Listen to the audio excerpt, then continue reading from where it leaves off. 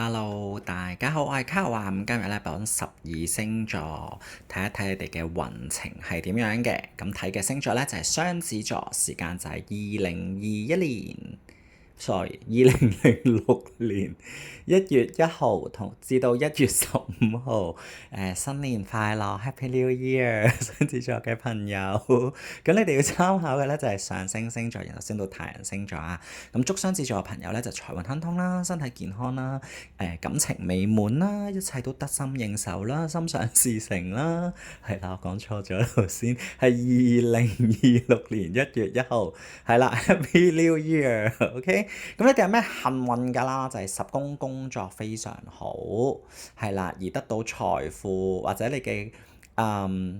係啦，因為工作咧，十宮就係工作，二宮咧就係財富，有個吉兆咧就係工作得到財富，好容易解啊呢一個。咁啊時間咧就會由1月1號到1月15號嘅。咁第二個好嘅咧就係你去搞啲法律上邊嘅嘢啦，去旅行啦，或者去學一啲更高深嘅知識啦，都會特別順利嘅喺呢段時間。咁個時間咧就1月1號去到1月5號呢段時間。咁另外一個好嘅咧就係你嘅第八宮，第八宮好咧就係你哋嘅第八宮咧掌管咗嘅就係性啦，咁性結好啊，或者你健康好啦，魄力好啦，咁亦都代表咗同你合作得嚟嘅錢好啦，代表咗合作得嚟嘅財富，生死即係健康性係啦，呢三樣嘢都係好嘅，因為12宮咧其實就係我哋嘅福德宮啦，或者我哋嘅運氣。咁而家咧佢哋俾一啲 good luck 我哋，俾一啲能量我哋，係啦。咁呢個能量咧就由1月8號去到1月15號呢段時間，係啦，你嘅第八宮嘅能量都會非常好嘅。咁喺未即係佢未俾呢個能量你之前咧，咁咧你就要小心啦，就由而家就開始1月1號到15號咧，二宮同八宮產生問題，有個衝突啦。二宮係我哋嘅營養，亦都係財富。咁八宮咧就係掌管生死同性，咁佢哋有個衝突嘅時候咧，就可能係你會唔會咁？OK，八宮亦都有一個我哋就賭博得嚟嘅財富，咁自己喺呢啲錢方面就唔好去賭博啦。咁呢一個好重要嘅，咁同埋咧就係話你喺營養方面咧，自己要睇好啦，同埋睇好自己嘅身體。係啦，因為營養係好即係你嘅營養好唔好，亦會影響自己身體啦。咁而因為二宮係財富，亦都係代表營養嘛。咁八宮就係我哋嘅性能力。如果營養唔夠，影響咗我哋嘅性嘅能力，影響咗我哋嘅健康狀況。咁呢個就係講緊你自己飲食啦，雙子座寶寶咁就去控制，即係睇住自己嘅飲食啦，唔好食得太過熱氣或者打得太多邊爐啦。咁呢個就係身體。咁第二個就係唔好同人哋賭錢，係啦，即係合作得財呢個唔係咁成功嘅，即係你自己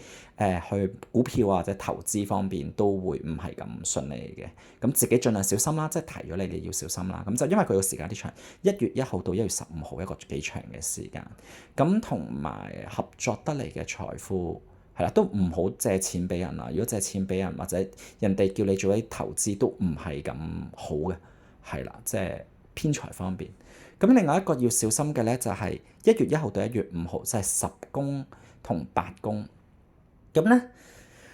十宮同八宮合作，咁可能工作上同人哋合作得唔係咁順利啦，係啦。如果係關於錢上邊嘅嘢，咁同埋如果有啲工作上有一啲投機性嘅嘢，都唔好去做啦。咁如果你話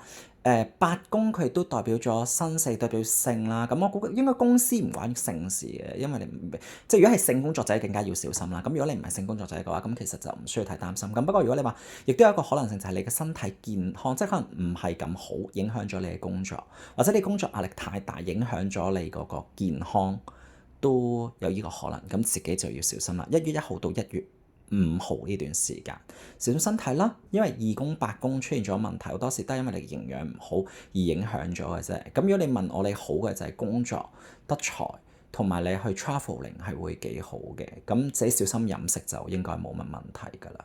係啦，就係呢一 part 就去到呢度。咁你星星嗰部分咧就係2號嘅時候咧，水星會進入山羊座，咁你嘅第二宮。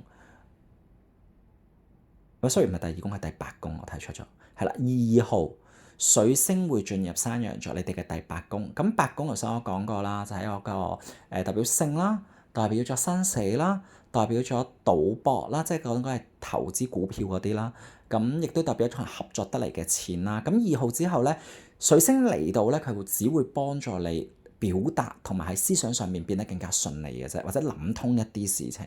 係啦。咁你話因為喺錢方面嘅話就